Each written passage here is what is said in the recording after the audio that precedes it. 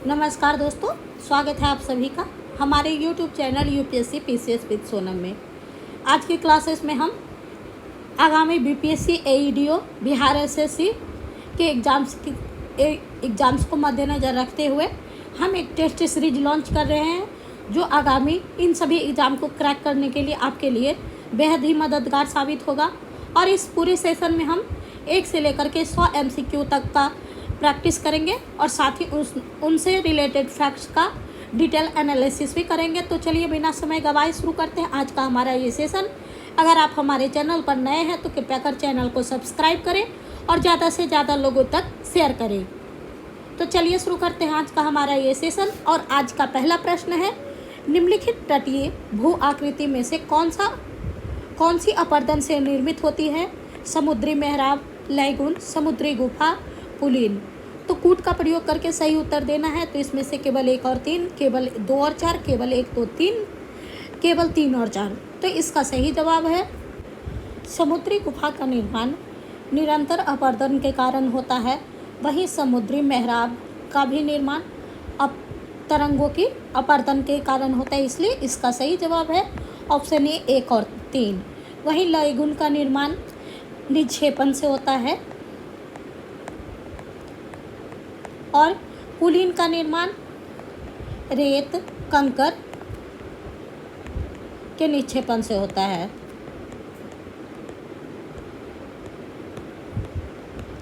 तो इसका सही जवाब है ऑप्शन ए।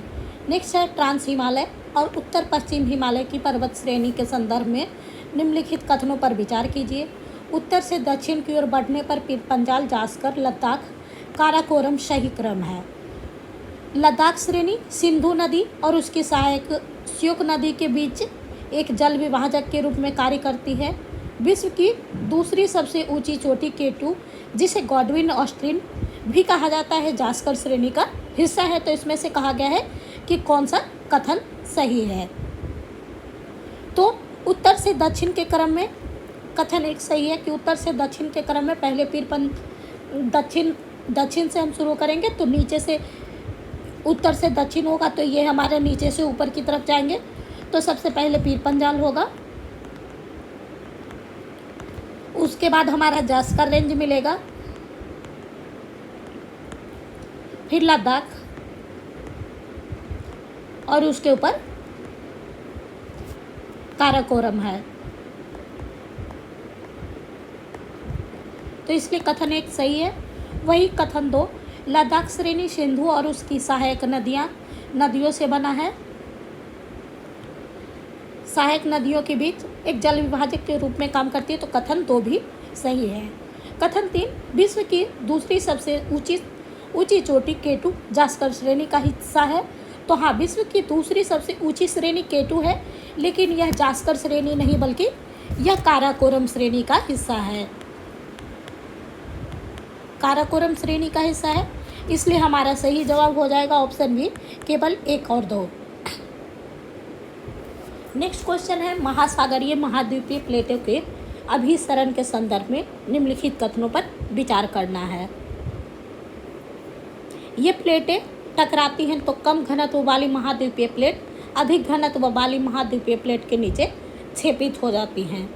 इस प्रक्रिया में बनने वाला मैग्मा मुख्य रूप से बेसाल्टिक होता है, जिसके कारण तटों पर सौम्य ज्वालामुखी उद्गार होते हैं। पेरू चिली गर्त महासागरीय और महाद्वीपीय प्लेटों के बीच विनाशकारी प्लेट सीमा का एक सटीक उदाहरण है।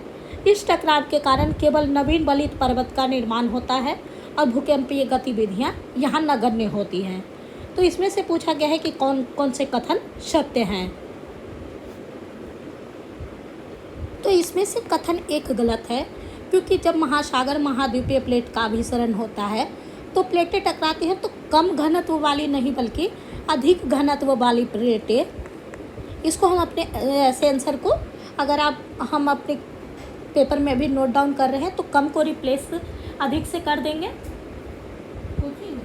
कम घनत्व वाली प्लेटें को निक्षेपित कर देती है, इसलिए कथन 1 गलत हो गया। तो अगर हम अपना ऑप्शन एलिमिनेट करना चाहेंगे तो हमारा ऑप्शन ए और डी एलिमिनेट हो जाएगा।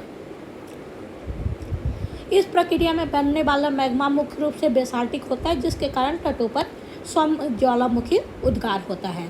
तो वही कथन 2 भी गलत है कि इस प्रक्रिया में बनने वाला मैग्मा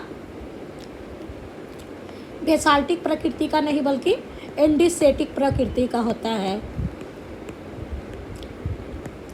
इसलिए कथन 2 भी गलत हुआ, तो हमारा ऑप्शन सी भी एलिमिनेट हो जाएगा। और तो इधरी हम एक ऑप्शन पे पहुंचते हैं कि केवल 3 सही है। इस टकराव के कारण केवल नवीन बलित पर्वत का निर्माण होता है। 4 भी गलत है कि इस प्लेट के टकराव के कारण नवीन बलित पर्वत का निर्माण होता है। साथ ही भूकंप गतिविधियां यहाँ नगण्य नहीं होती है, बल्कि भूकंपीय गतिविधियां और ज्वालामुखी गतिविधियां भी दोनों होती हैं। इसलिए इसका सही जवाब है ऑप्शन बी। नेक्स्ट क्वेश्चन है अरावली पर्वत श्रेणी, भू आकृतिक और जलवायु। अरावली इस बार के लिए बहुत ही इम्पोर्टेंट है क्योंकि यह सबसे ज़्यादा खबरों में रहा था। भू आकृतिक और जलवायु महत्व के संदर्भ में निम्नलिखित कथनों पर विचार करें। अरावली श्रेणी थार मरुस्थल के पूर्वी विस्तार को रोकने के लिए एक भौतिक बाधा के रूप में कार्य करती है। अरावली पर्वतमाला का विस्तार दक्षिण पश्चिम से उत्तर पूर्व की ओर होने के कारण यह दक्षिण पश्चिम मानसून की अरब सागर शाखा के समानांतर पड़ती है, जिससे राजस्थान में भारी वर्षा होती है। बनास नदी अरावली को पार करने वाली एकमात्र नदी है जो अपना जल खंभात की खाड़ी में गिराती है, और अरावली धात्विक खनिजों के मामले में अत्यंत समृद्ध है। तो इसमें कहा गया है कि कौन सा कथन सही है।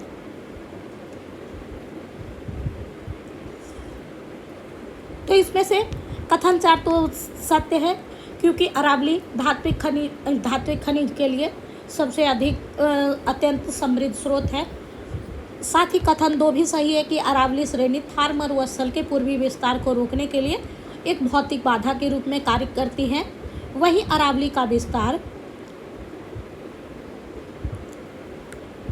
दक्षिण पश्चिम से उत्तर पूर्व की ओर होने के कारण यह दक्षिणी पश्चिमी मानसून की अरब शाखा सागर के समानांतर पड़ती है, जिससे राजस्थान में भारी वर्षा नहीं बल्कि जिसके कारण मानसूनी हवाएं बिना टकराए निकल जाती है। इसलिए राजस्थान में भारी वर्षा नहीं बल्कि कम वर्षा होती है। इसलिए कथन 2 गलत हो गया। तो अगर हम ऑप्शन को एलिमिनेट करेंगे तो इस हिसाब से हमारा ऑप्शन डी एलिमिनेट हो जाएगा और ऑप्शन बी भी एलिमिनेट हो जाएगा। नेक्स्ट है बनास नदी अरावली को पार करने वाली एकमात्र नदी है जो अपना जल खंभात की खाड़ी में गिराती है।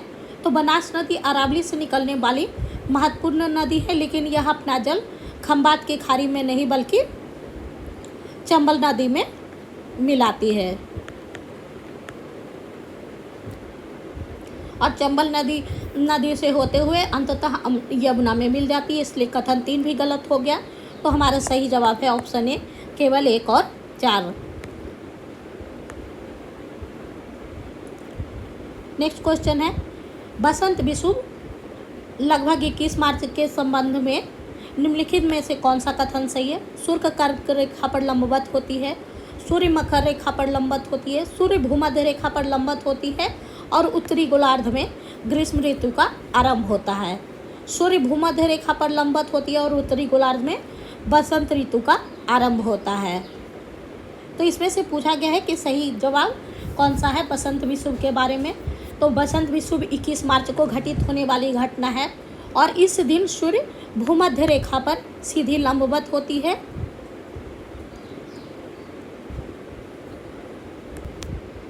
वही दक्षिणी गोलार्ध में इस समय दक्षिणी गोलार्ध में शीत ऋतु का आरंभ होता है।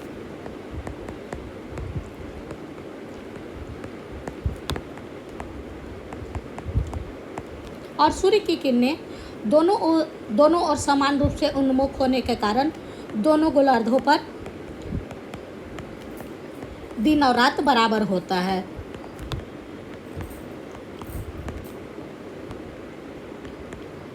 नेक्स्ट क्वेश्चन है निम्नलिखित में से कौन सी नदी शांत घाटी के वर्षा वनों से निकलती है और भारत पूजा नदी में मिल जाती है।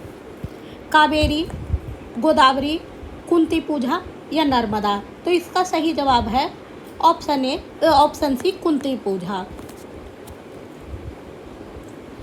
कुंती पूजा भारत पूजा की एक प्रमुख सहायक नदी है और यह साइलेंट वैली राष्ट्रीय उद्यान के कल्पक्कर जिले में स्थित है। नेक्स्ट क्वेश्चन है, निम्नलिखित में से कौन सा देश स्लोवाकिया के पड़ोसी देश है? सर्बिया, चेक गणराज्य, हंगरी, ऑस्ट्रिया। तो कूट का प्रयोग करके सही उत्तर देना है। केवल 1 2 4, केवल 1 2 3, केवल 2 3 4, केवल 1 3 4। तो सर्बिया मुख्य रूप से एक स्थलरुद्ध देश यानी कि लैंडलॉक कंट्री है और इसकी सीमाएं उत्तर में पोलैंड, चेक गणराज्य, ऑस्ट्रिया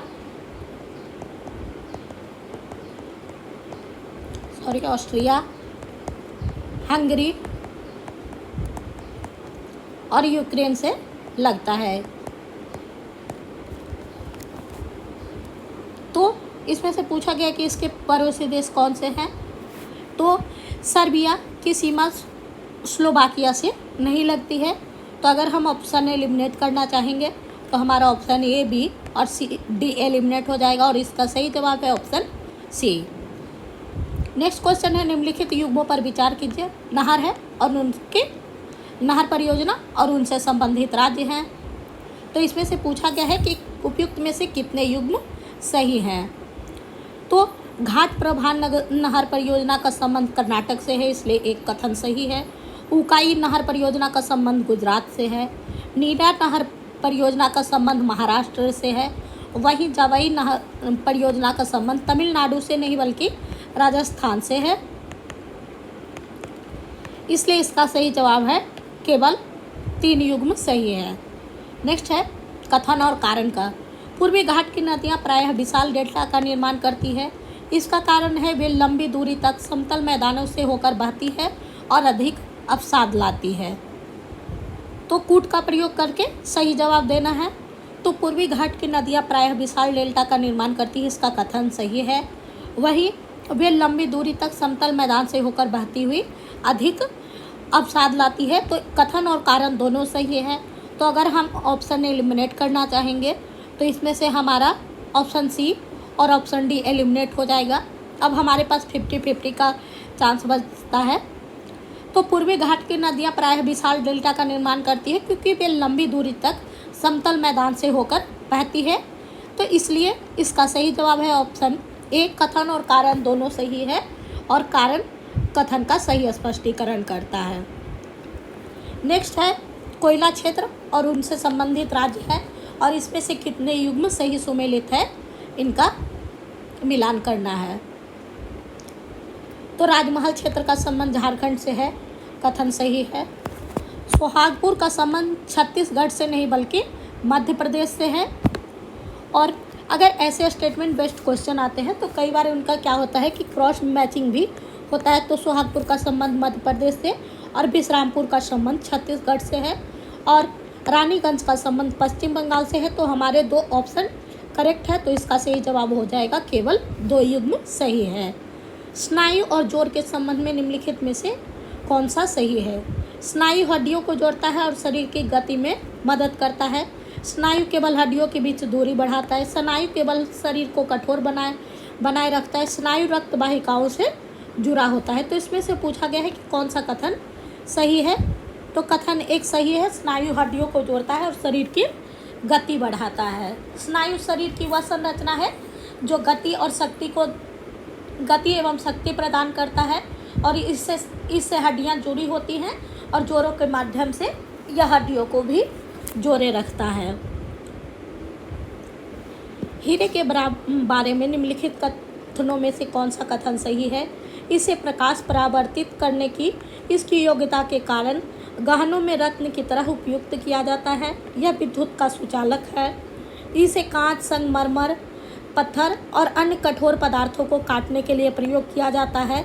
इसे शैलों के वेधन के लिए भी उपयोग किया जाता है।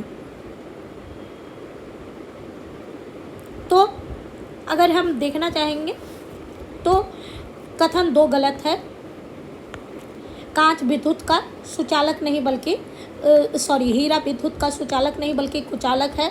तो अगर हम अपना ऑप्शन एलिमिनेट करेंगे तो हमारा तीनों ऑप्शन एलिमिनेट हो जाएगा और इसका सही जवाब है ऑप्शन ए। नेक्स्ट है, निम्नलिखित कथनों पर विचार कीजिए। शुद्ध जल में नमक को घोलने से जल का क्वथनांक बढ़ जाता है एवं जल का हिमांक घट जाता है। जल में जब मिथाइल अल्कोहल डालते हैं तो जल का क्वथनांक घट जाता है। तो उपरोक्त में से कौन से कथन सही है? केवल एक, केवल दो, एक और दो दोनों, ना तो एक और ना ही दो। तो कथन एक सही है कि शुद्ध जल में नमक मिलाने से क्वथनांक उन्नयन के कारण जल का क्वथनांक बढ़ जाता है और हिमांक अवनयन के कारण हिमांक घट जाता है।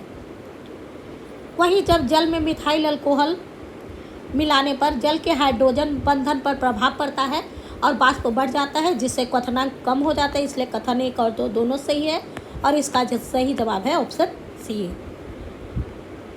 नेक्स्ट क्वेश्चन है, निम्नलिखित नीचे दिए गए कथनों में से कौन सा कथन सही है? रुधिर वर्ग ए वाला व्यक्ति रुधिर वर्ग ए और रुधिर वर्ग ए बी वाले व्यक्ति को रुधिर दान कर सकता है। तो कथन एक सही है। रुधिर वर्ग ए बी वाला कोई व्यक्ति रुधिर वर्ग ए बी और ओ व्यक्ति वाले को रुधिर दान कर सकता है। तो कथन दो गलत है। रुधिर वर्ग ए बी वाला व्यक्ति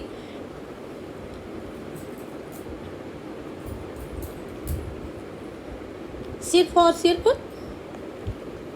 ए बी वाले को ही रक्तदान कर सकता है, ए बी और ओ को नहीं। इसलिए कथन दो गलत हो गया। तो अगर हम अपना ऑप्शन एलिमिनेट करेंगे तो हमारा ऑप्शन ए और बी एलिमिनेट हो जाएगा। रुधिर वर्ग ओ वाला व्यक्ति किसी भी अन्य रुधिर वर्ग वाले व्यक्ति को रुधिर दान कर सकता है। तो कथन तीन सही है। वही रुधिर वर्ग ओ वाला व्यक्ति किसी भी रुधिर वर्ग से रुधिर ले सकता है। तो कथन चार गलत है। रुधिर वर्ग ओ वाला व्यक्ति सिर्फ ओ वाले व्यक्ति से ही ब्लड ले सकता है, इसलिए कथन चार भी गलत है। तो हमारा सही जवाब है ऑप्शन डी, केवल एक और तीन। नेक्स्ट क्वेश्चन है, निम्नलिखित खनिजों पर विचार कीजिए और उपयुक्त खनिजों में मानव शरीर में पेशी के संकुचन के लिए किन की आवश्यकता होती है? कैल्शियम, लौह और सोडियम। तो मानव शरीर के मांसपेशी के सुचारू रूप से कार्य करने के लिए कैल्शियम, लौह और सोडियम तीनों की आवश्यकता होती है। कैल्शियम से संकुचन होता है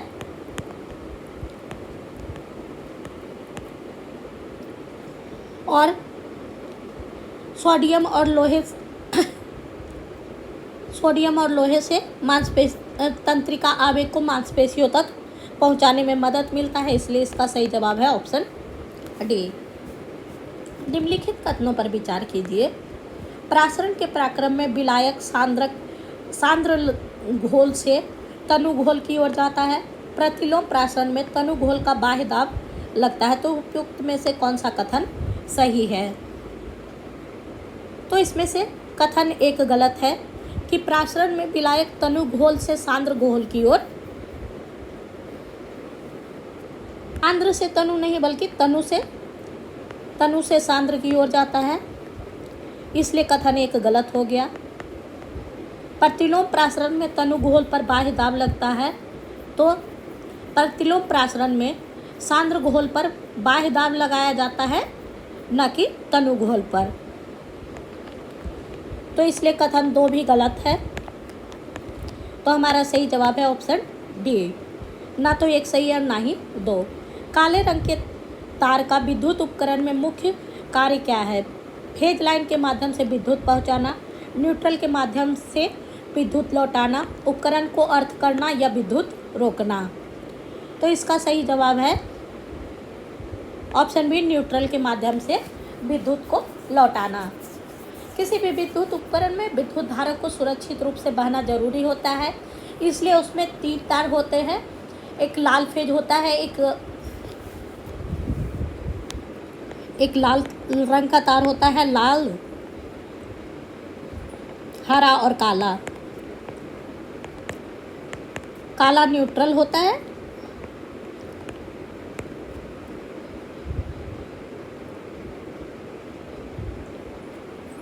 लाल फेज विद्युत पहुंचाता है।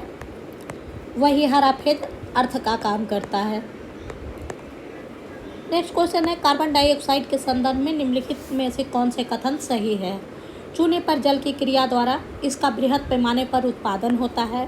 ठोस अवस्था में इसका प्रशीतक के रूप में प्रयोग किया जाता है। तो उपयुक्त में से कितने कथन सही है?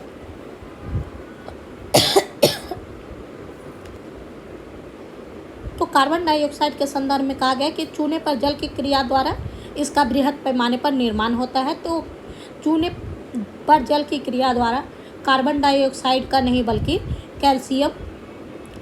कैल्शियम हाइड्रोक्साइड का निर्माण होता है। इसलिए कथन एक गलत है।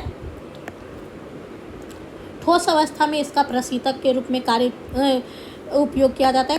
तो कथन 2 सही है। इसका सही जवाब है ऑप्शन बी। वही CO2 का उपयोग आग बुझाने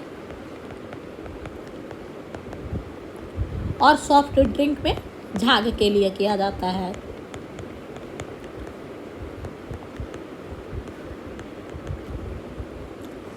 नेक्स्ट क्वेश्चन है, निम्नलिखित में से कौन सा कथन सही नहीं है? मानव नेत्र अपसारी लेंस से युक्त एक अपवर्तन निकाय है। मानव नेत्र दृष्टिपटल में प्रकाश संवेदी कोशिका होती हैं, जिनका शलाका और शंकु कहते हैं, जो प्रकाश को वैद्युत संदेश में परिवर्तित करती है। दृष्टिपटल पर केंद्रित होने वाला प्रत्येक प्रतिबिंब उल्टा होता है। वस्तु का सापेक्ष स्थितियों की सही परख के लिए हम दोनों आंखों की आवश्यकता होती है। तो इसमें से कहा गया है कि कौन सा कथन गलत है? तो इसमें ऑप्शन ए गलत है। मानव लेंस अपसारी नहीं बल्कि अभिसारी लेंस से युक्त एक अपवर्तन निकाय है। बाकी इसके तीनों स्टेटमेंट सही है।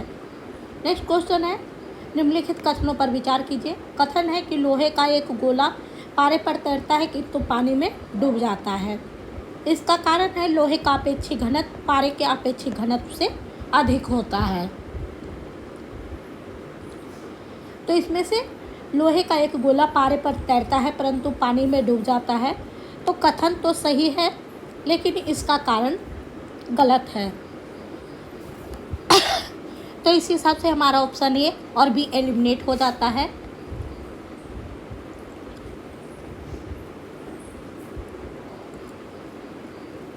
बल्कि लोहे का अपेक्षिक घनत्व पारे के अपेक्षिक घनत्व से कम होता है। तो इसका सही जवाब है ऑप्शन सी। नेक्स्ट क्वेश्चन है, कथन और कारण का। रासायनिक अभिक्रिया में अक्रिय वातावरण देने के लिए नाइट्रोजन गैस का प्रयोग किया जाता है। साधारण तापमान पर नाइट्रोजन गैस की रासायनिक अभिक्रिया बहुत ही कम होती है। तो इसका कथन और कारण दोनों सही है और कथन कारण का सही स्पष्टीकरण करता है।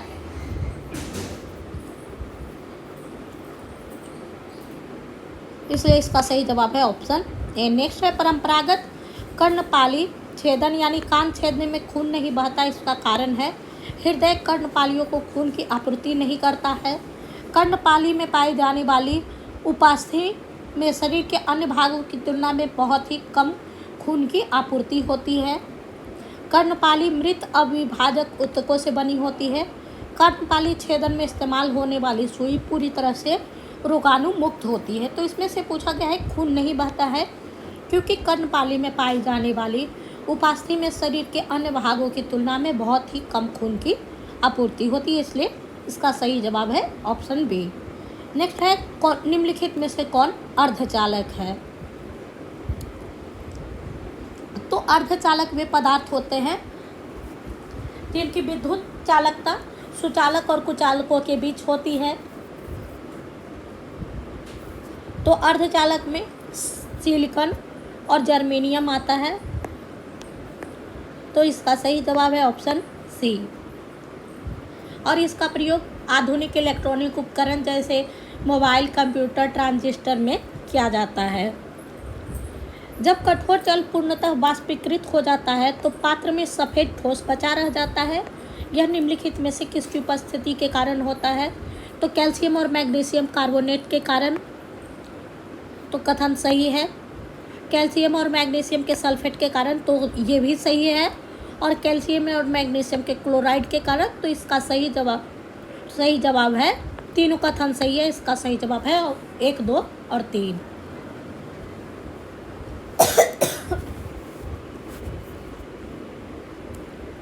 नेक्स्ट क्वेश्चन है, निम्नलिखित में से कौन कौन से मधुमेह से संबंधित है जो प्रौढ़ों का एक सामान्य रोग है? रक्त में शर्करा का उच्चतर स्तर, रक्त में शर्करा का निम्नतम स्तर, रक्त में इंसुलिन की निम्नतम मात्रा या रक्त में इंसुलिन की अधिकतम मात्रा।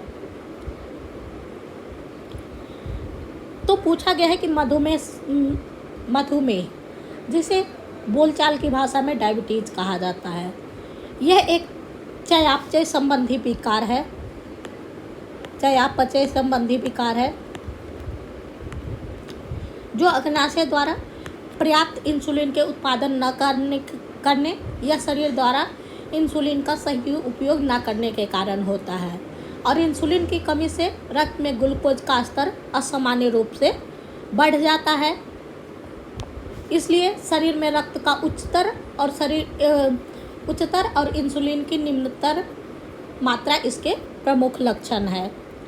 यानी कि शरीर में रक्त का उच्चतर होना और इंसुलिन का निम्नतर होना इसके प्रमुख लक्षण है। तो इसका सही जवाब है ऑप्शन डी, 1 और 3। अम्ल वर्षा, निम्नलिखित में से कौन से अम्ल मुख्य रूप से उपस्थित होते हैं? यानी कि अम्ल वर्षा में क्या उपस्थित होता है? एसिटिक अम्ल और फास्फोरिक अम्ल? तो बिल्कुल भी नहीं।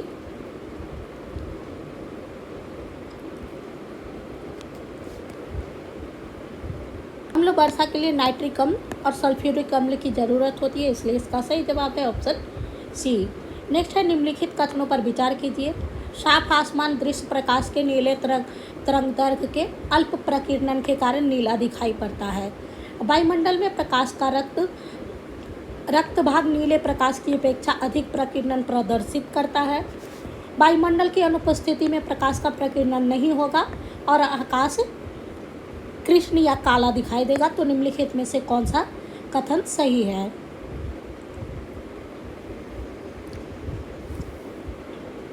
दृश्य प्रकाश के नीले तरंगदैर्घ्य के अल्प प्रकीर्णन नहीं बल्कि नीले का प्रकीर्णन सबसे अधिक होता है। तो इसलिए हमारा कथन एक गलत हो गया। और वायुमंडल में प्रकाश का रक्त भाग नीले प्रकाश की अपेक्षा अधिक प्रकीर्णन प्रदर्शित करता है, प्रकीर्णन सबसे अधिक होता है। ऊपर के कथन में ही कहा गया है कि नीले का प्रकीर्णन सबसे अधिक होता है, इसलिए कथन 2 भी गलत है। वही कथन 3 सही है और इसका सही जवाब है ऑप्शन सी। आयोडीन युक्त लवण क्या होता है? पोटेशियम आयोडाइड और साधारण नमक का मिश्रण। आणविक आयोडीन और साधारण नमक का मिश्रण। पोटेशियम आयोडाइड और साधारण नमक के संयोजन से बना यौगिक। आणविक आयोडीन और साधारण नमक के संयोजन से बना यौगिक। तो इसका सही जवाब है आयोडीन युक्त लवण पोटेशियम आयोडाइड और साधारण नमक का मिश्रण होता है। नेक्स्ट क्वेश्चन है, ध्वनि तरंगों से संबंधित निम्नलिखित कथनों में से कौन से कथन सही है? कथन 1, जब हम ठोस से गैस अवस्था में जाते हैं तब ध्वनि की गति कम हो जाती है। तो कथन 1 सही है। कथन 2, किसी भी माध्यम में जैसे ही हम तापमान को कम करते हैं वैसे ही ध्वनि की गति बढ़ जाती है। किसी भी माध्यम में जैसे ही हम तापमान कम करते हैं वैसे ही ध्वनि बढ़ जाती है। तो ध्वनि की गति तापमान के समानुपाती होता है।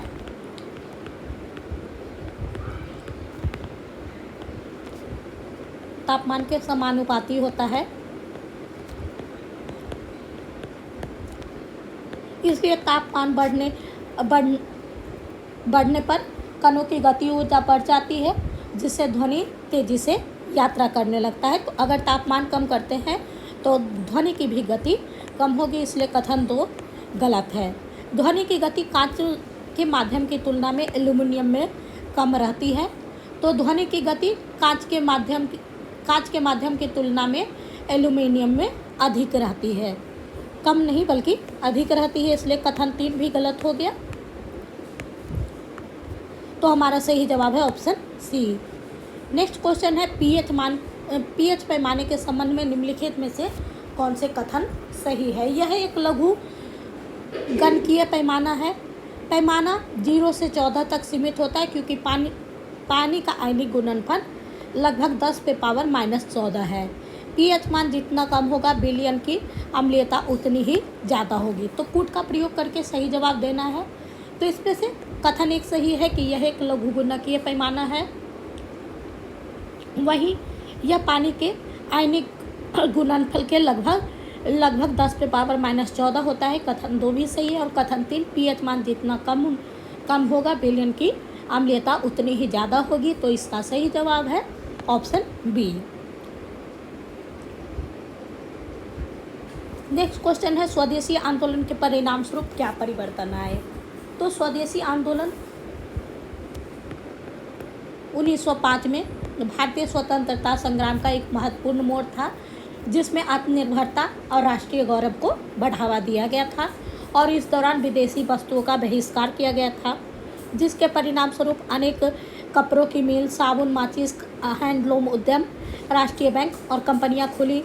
राष्ट्रवादी गद्य एवं पत्रिका का विकास भी हुआ।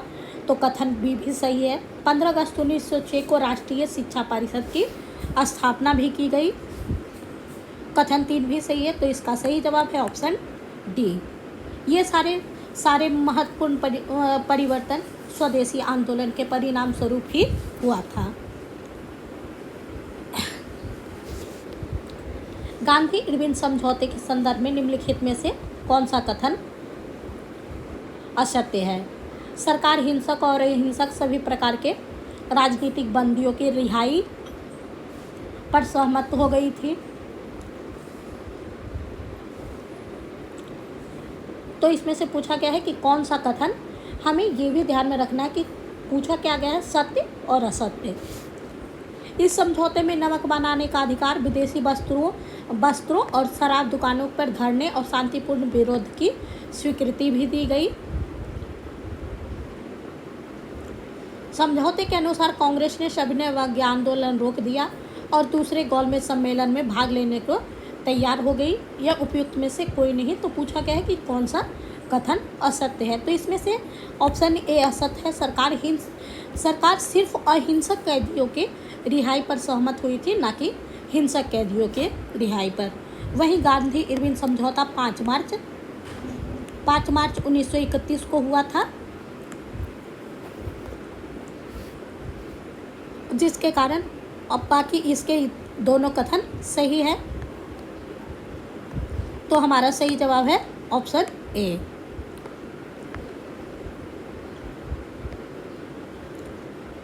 असत्य की बातें पूछी गई है तो हमारा ऑप्शन ए असत्य है और बाकी बी और सी सत्य है। अस्थाई बंदोबस्त, जिसे इस्तमरारी बंदोबस्त को अन्य प्रदेशों में बहुत ही कम विस्तार किया गया, क्योंकि 1810 के पश्चात कृषि मूल्य में वृद्धि हो गई, जिससे फसल का मूल्य बढ़ गया, जबकि अस्थाई बंदोबस्त से राज्य के अंश में वृद्धि स्वीकृत नहीं थे।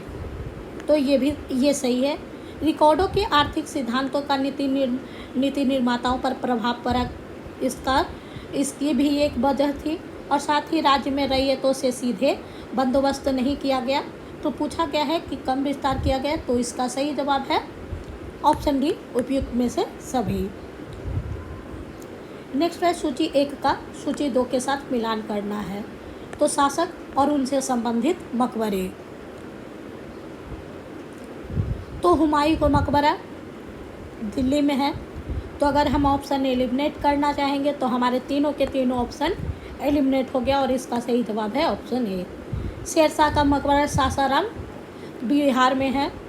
जहांगीर का मकबरा लाहौर में है और अकबर का मकबरा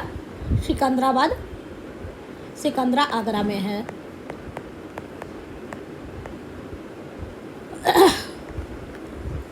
नेक्स्ट क्वेश्चन है, किस मध्यकालीन साम्राज्य ने आर्थिक और सांस्कृतिक क्षेत्रों में उत्तर और दक्षिण के बीच सेतु का काम किया। राष्ट्रकूट, प्रतिहार, सातवाहन और चोल। तो इसका सही जवाब है राष्ट्रकूट।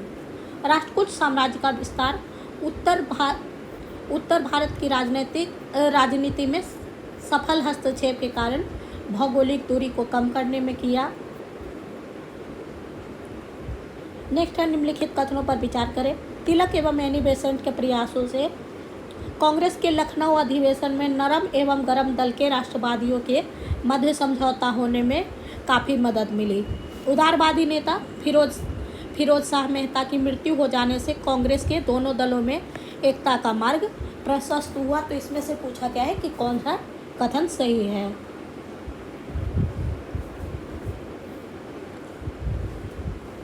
तो तिलक और एनी बेसेंट के प्रयासों से कांग्रेस के लखनऊ समझौते में नरम दल और गरम दल के राष्ट्रवादियों के मध्य काफ़ी हद तक समझौता हुआ था। तो कथन एक सही है। और उदारवादी नेता फिरोज शाह की मृत्यु हो जाने के कारण भी कांग्रेस के दोनों दलों में एकता का मार्ग प्रशस्त हुआ, इसलिए इसका सही जवाब है ऑप्शन सी। नेक्स्ट क्वेश्चन है, बन्नीहट्टी की लड़ाई इतिहास में निम्नलिखित में से किस कारण से जानी जाती है? बहमनी साम्राज्य का विघटन का प्रमुख कारण, विजयनगर साम्राज्य के विघटन का प्रमुख कारण, होयसल साम्राज्य के विघटन का प्रमुख कारण, क्या उपयुक्त में से कोई नहीं? तो इसका सही जवाब है बन्हट्टी की लड़ाई। इसे राक्षसी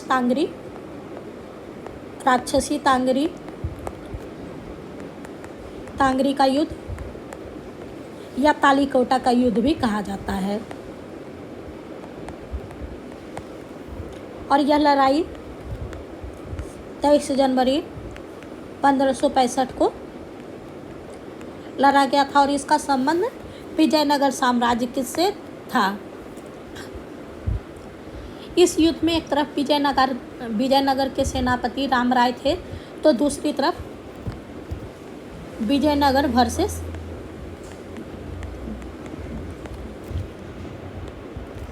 बीजापुर, गोलकुंडा, अहमदनगर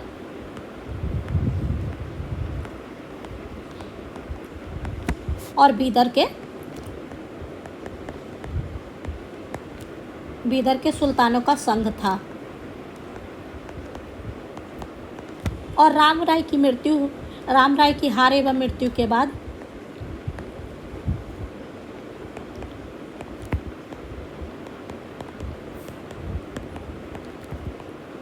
विजयनगर का पूरी तरह से विघटन हो गया। नेक्स्ट है, अलाउद्दीन खिलजी के द्वारा बाजार नियंत्रण की नीति को लागू करने का मुख्य उद्देश्य था विशाल सेना तैयार करना, जनता को राहत पहुंचाना, स्थापत्य निर्माण के लिए धन इकट्ठा करना या सार्वजनिक कार्य जैसे सड़क नहर निर्माण के लिए धन इकट्ठा करना।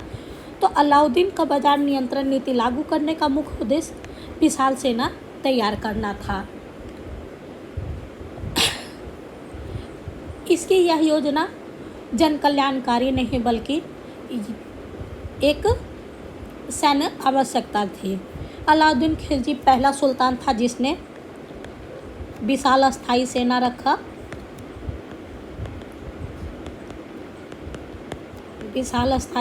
रखी,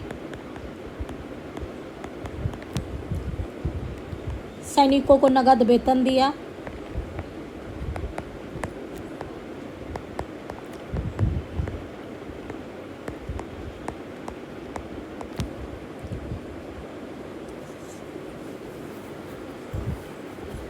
साथ ही बाजार नियंत्रण प्रणाली भी लागू की। इसमें अनाज से लेकर गुलाम और घोरों तक का दर तक की कीमत तय थी।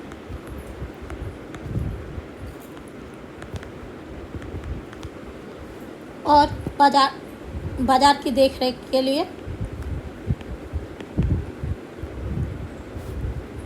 दीवाने ने रियासत विभाग बनाया गया।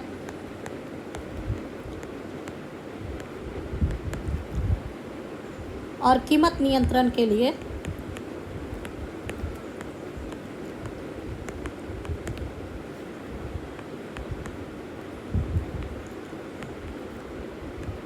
सहनाई मंडी नामक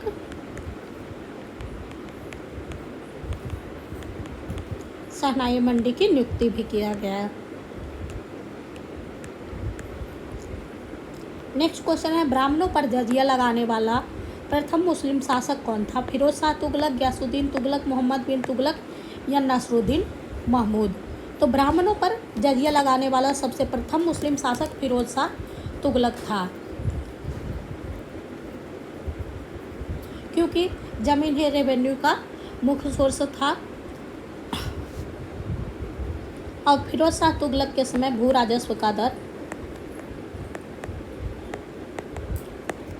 1/3 से 1/5 थी। लड़ाई 1757 में लड़ा गया। वहीं बक्सर की लड़ाई 1764 में, अंबूर का युद्ध 1749 में और बंदीवास का युद्ध 1760 में लड़ा गया। तो सबसे पहले अंबूर की लड़ाई यानी कि सी होगा, तो हमारा ऑप्शन ए और डी एलिमिनेट हो गया। अंबूर की लड़ाई के बाद पलासी का युद्ध सी ए, उसके बाद बंदीवास, उसके बाद बक्सर। तो इसका सही जवाब है CADB ऑप्शन सी।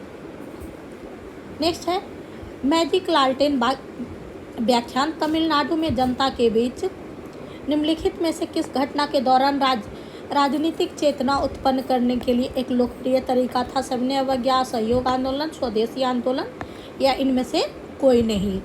तो मैजिक लालटेन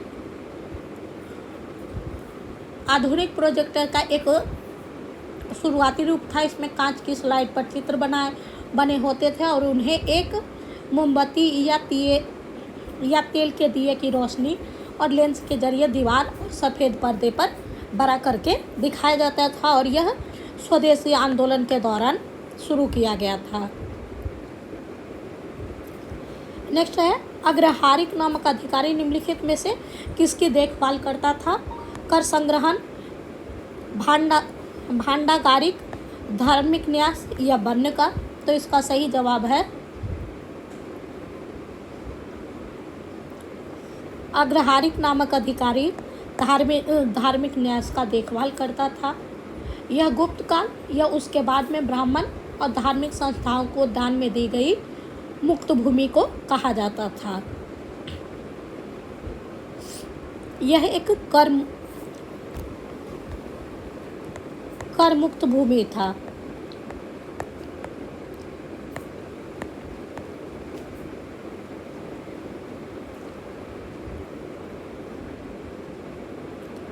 नेक्स्ट है, जलियांवाला बाग हत्याकांड के विरोध में निम्नलिखित में से किसने वायसराय के कार्यकारी परिषद से त्यागपत्र दे दिया था? रविन्द्रनाथ टैगोर, मदन मोहन मालवीय, सर शंकर नायर, उपयुक्त में से सभी? तो इसका सही जवाब है जलियांवाला बाग हत्याकांड के विरोध में सर शंकर नायर ने वायसराय की कार्यकारी परिषद से त्यागपत्र दे दिया था। वही रविन्द्रनाथ टैगोर ने नाइटहुड की उपाधि त्याग दी।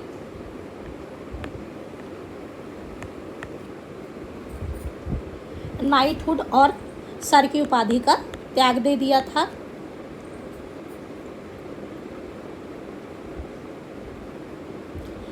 भारतीय राष्ट्रीय कांग्रेस ने अपने किस अधिवेशन में स्वराज की प्राप्ति को अपना मुख्य लक्ष्य घोषित किया था? कलकत्ता, लखनऊ अधिवेशन 1916, सूरत अधिवेशन 1907 या लाहौर अधिवेशन 1929? तो इसका सही जवाब है ऑप्शन ए, कलकत्ता अधिवेशन 1906 में। दादा भाई नौरोजी द्वारा स्वराज शब्द का इस्तेमाल किया गया था।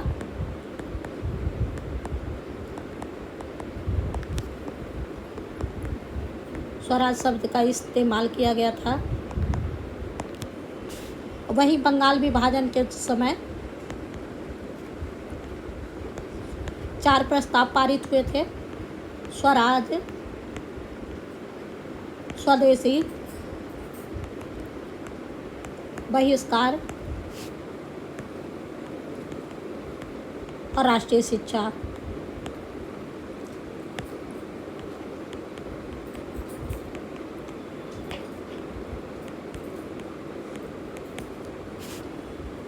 वहीं लखनऊ अधिवेशन में नरम दल और गरम दल का एकीकरण हुआ था।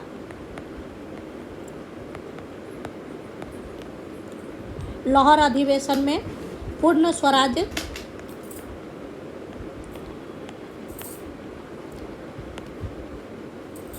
का प्रस्ताव पारित किया गया था।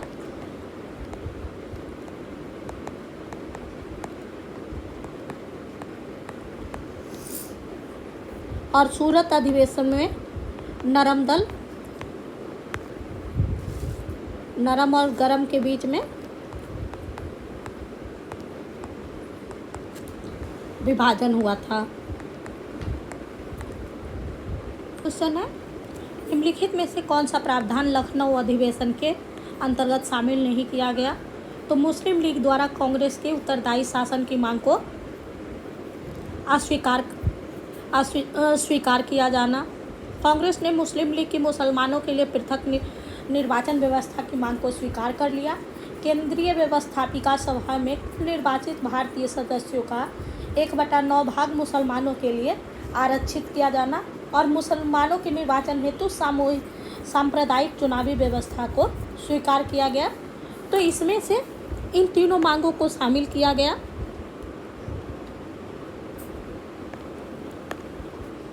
साथ ही केंद्रीय व्यवस्थापिका में कुल निर्वाचित भारतीय सदस्यों का 1/9 भाग नहीं बल्कि 1/3 भाग मुस्लिमों के लिए आरक्षित किया गया। इसका सही जवाब है ऑप्शन सी। नेक्स्ट क्वेश्चन है, राष्ट्रीय आंदोलन के दौरान स्थापित होने वाली संस्थाओं पर विचार कीजिए। इसमें से है the British Indian association, Madras native association, the Indian association, land holder society.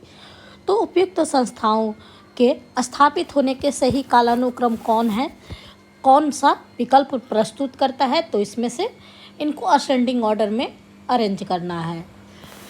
तो द ब्रिटिश एसोसिएशन की स्थापना 1851 में, लैंड होल्डर सोसाइटी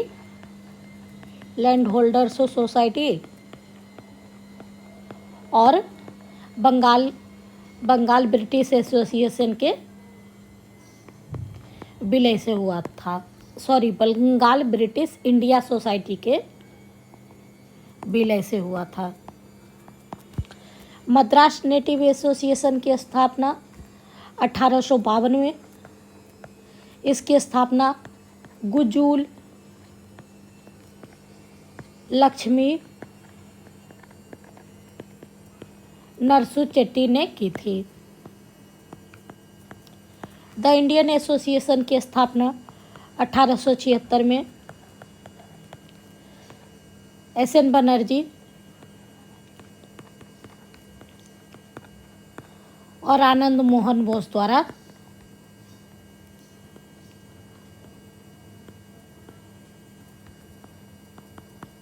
किया गया था। वही लैंड होल्डर सोसाइटी की स्थापना 1838 में द्वारकानाथ टैगोर द्वारा किया गया था।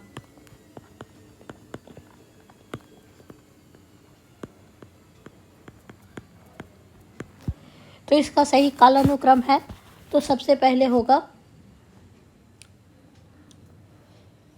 द लैंड होल्डर सोसाइटी, उसके बाद लैंड होल्डर सोसाइटी के बाद द ब्रिटिश एसोसिएशन 4 और 1। तो हमारा 2 ऑप्शन ए और सी एलिमिनेट होता है।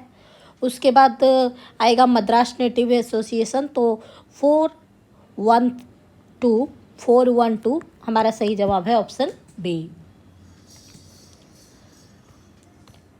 नेक्स्ट क्वेश्चन है, निम्नलिखित में से कौन सा प्रथम यूरोपीय व्यक्ति था जिसने भू क्षेत्र अर्जित करने के उद्देश्य से भारतीय राजाओं के झगड़े में भाग लेने की नीति आरंभ की? Robert Clive, Alfonso de Albuquerque, Lord Dalhousie या डुप्ले? तो इसका सही जवाब है ऑप्शन डी, डुप्ले।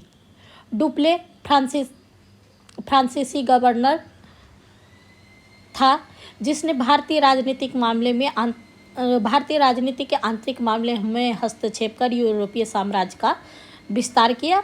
और उसने देखा कि भारतीय राजा आपस में लड़ रहे हैं, तो उसने अपने प्रशिक्षित यूरोपीय सेना को किराए पर देकर उनकी मदद की और बदले में भू राजस्व क्षेत्र अर्जित किया। नेक्स्ट क्वेश्चन है, कश्मीर के इतिहास से संबंधित राजतरंगिणी किस शासक के संरक्षण में लिखा गया? जैन आबदीन, राजा जय सिंह, राजा संग्राम सिंह या महारानी दिद्दा के शासनकाल में? तो इसका सही जवाब है ऑप्शन बी, राजा जय सिंह के काल में। इस पुस्तक में 12वीं शताब्दी में संस्कृत में लिखा गया था।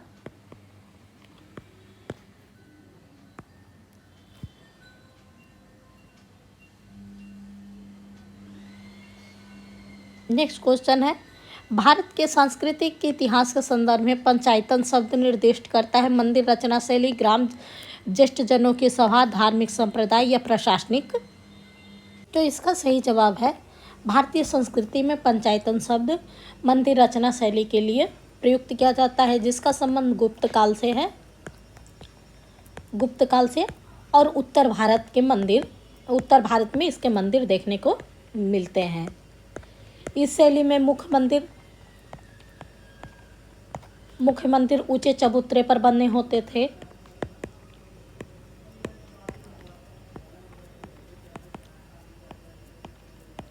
और इसमें मुख्यतः एक सेंटर में प्रमुख मंदिर होता था और फिर इसके आसपास छोटे बड़े और अन्य देवी देवता के मंदिर बनाए जाते थे। मुसलमान यदि खुश और संतुष्ट हैं तो भारत में ब्रिटिश शक्ति का बेहतर बचाव होगा। यह कथन किसका है? W हंटर का, मोहम्मद अली जिन्ना का, रहमत अली चौधरी का या हर्बर्ट रिसेल का?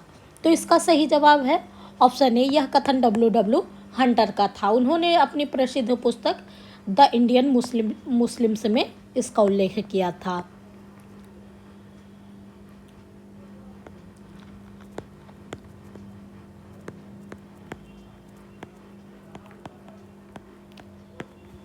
और इनकी यह पुस्तक 1871 में प्रकाशित हुई थी। नेक्स्ट क्वेश्चन है, निम्नलिखित घटनाओं पर विचार कीजिए और उन्हें सबसे पहले से लेकर आखिरी तक की हुई गतिविधियों के सही कालानुक्रम में व्यवस्थित करना है। तो सबसे पहले है प्रारूप समिति की नियुक्ति।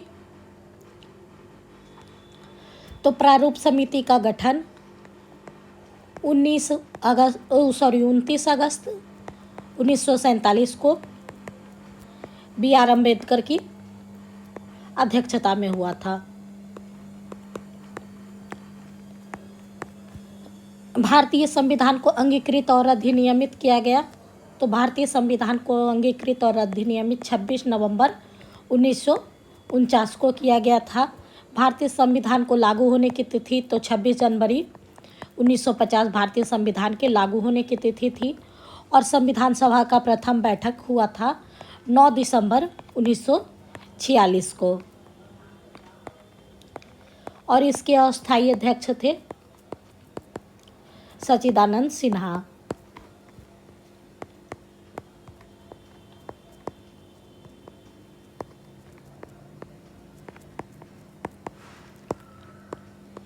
तो इसका सही कालानुक्रम है। तो सबसे पहले घटित होने वाली घटना है 1946 में। तो सबसे पहले संविधान सभा की प्रथम बैठक हुई थी। तो इस हिसाब से अगर हम अपना ऑप्शन एलिमिनेट करेंगे तो हमारा